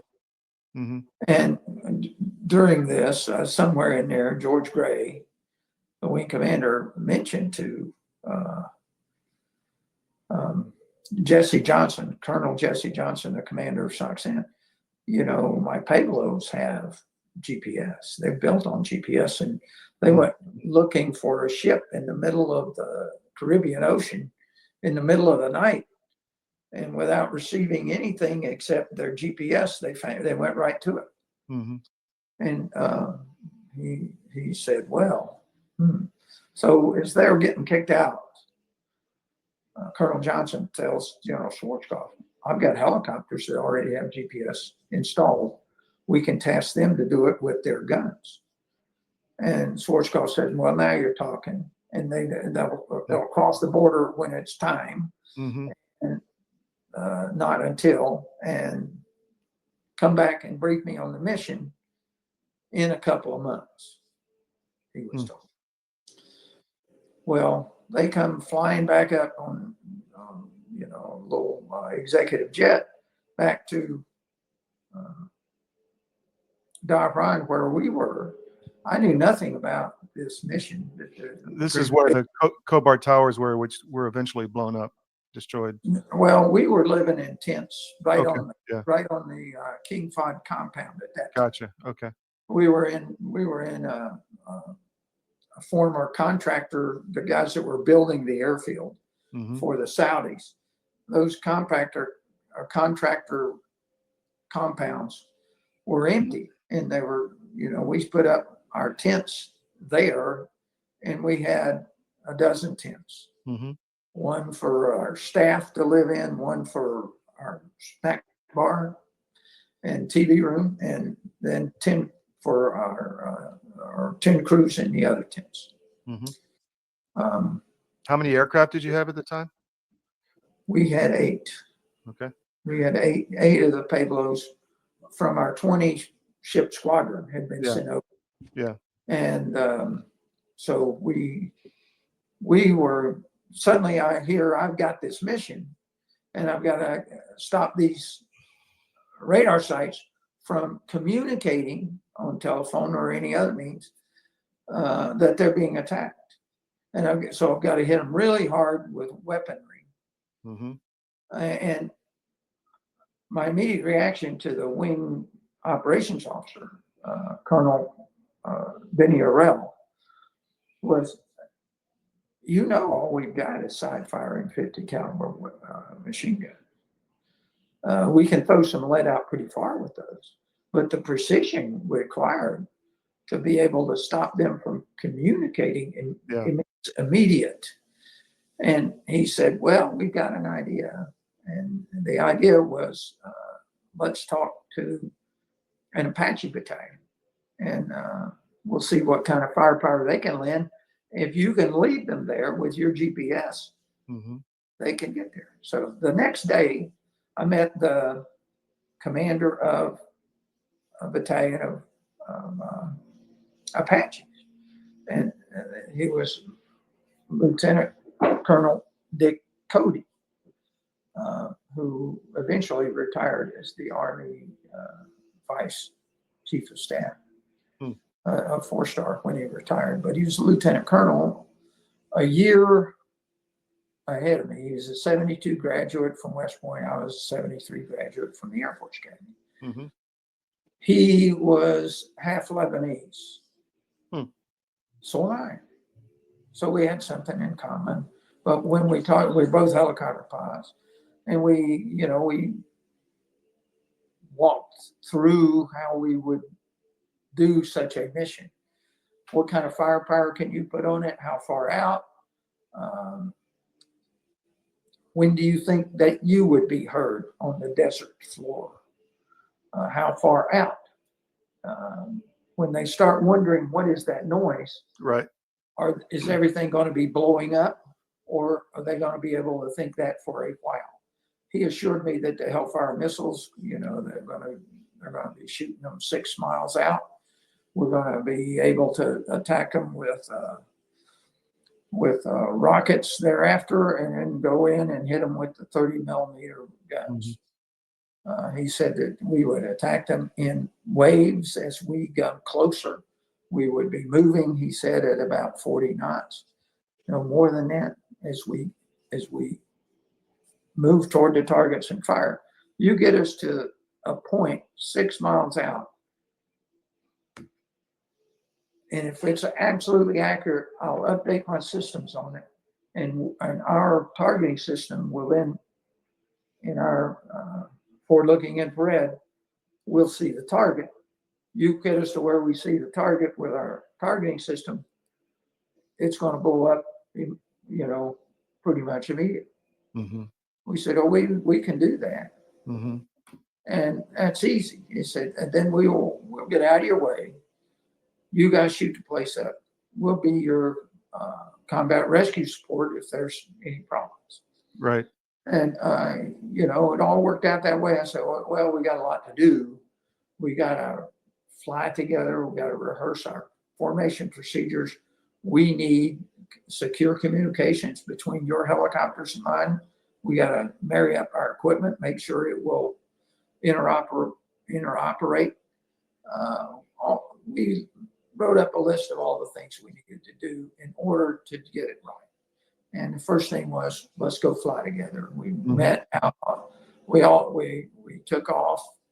We met. We decided what we would do is we would have 3 formations: a Pueblo in front, 3 Apaches, a Pueblo in front, 3 Apaches each one. So he's got 9 Apaches. I've got 4 Pueblos because I had 1 flying spare that would follow the 3 groups and could substitute in front for any one of the missions. So, I figured when we crank up, I'll have a spare for each one of them.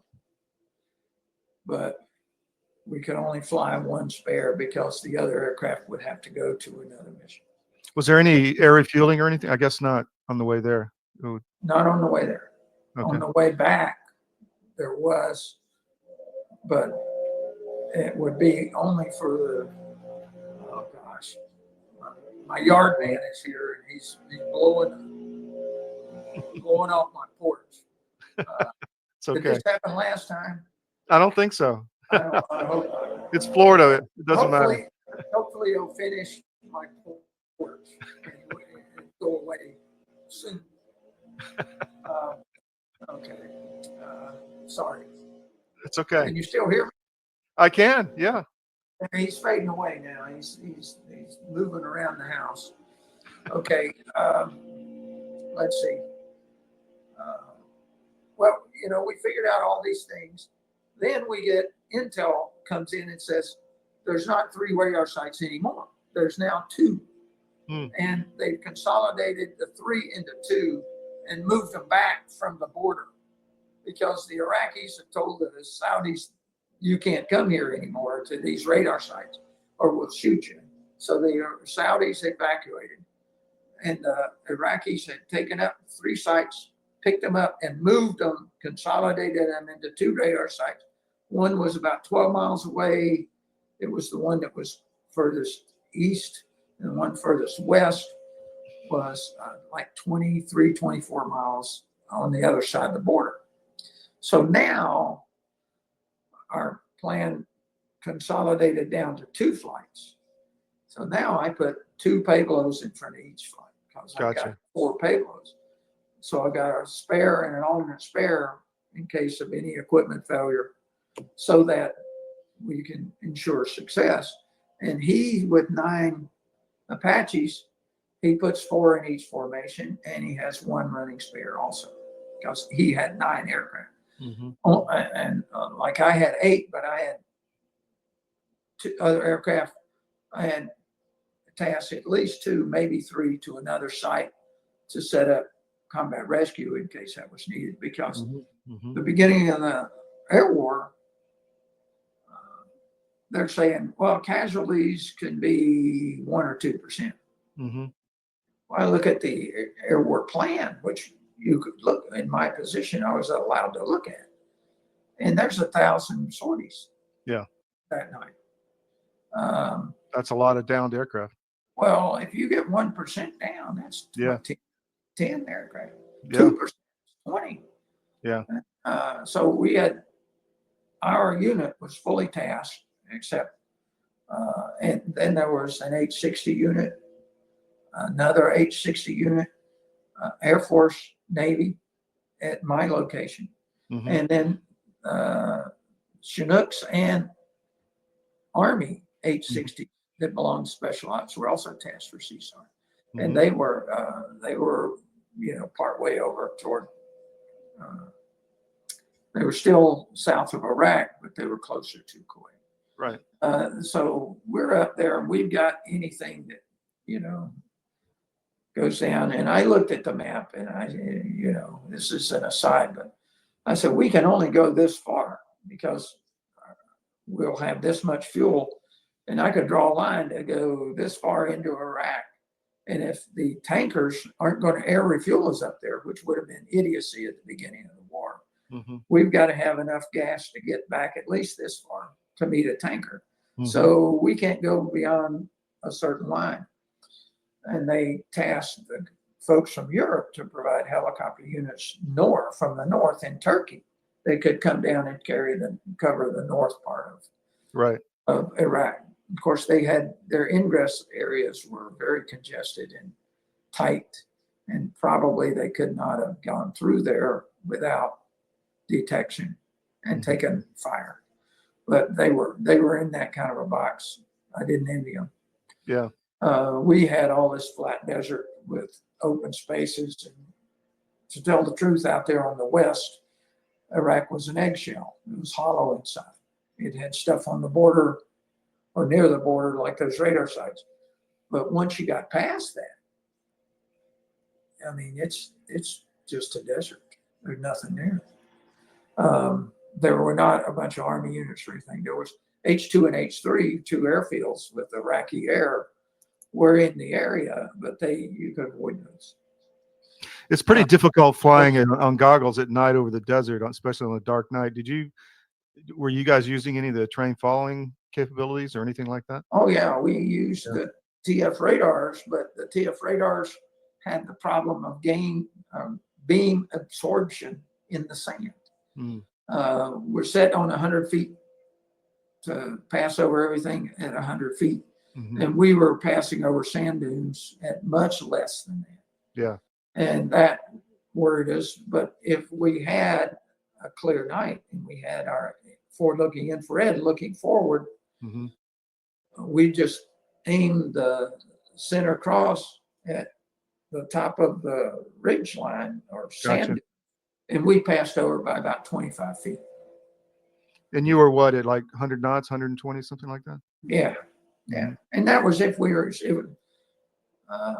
people who use goggles in the States don't know this, but there is no light to magnify in that desert with no moon. And usually in 2/3 of the year, there's enough sand blowing around in the air that there's sand still suspended dust in the air that'll block out most of the starlight. So there's no towns. It's just an empty desert. You can fly and you can't see anything. So thank you for joining the SCIF. We'll have the rest of the interview with General Comer on the next show. Hopefully we can get through the rest of it. If not, we'll split it into 3 parts. Really appreciate your audience today. A lot of important topics. We'll be back tomorrow, 10 to noon, Monday through Friday Eastern. Thank you. And please put cdm.press in your daily scan. Give us some traffic. Thank you.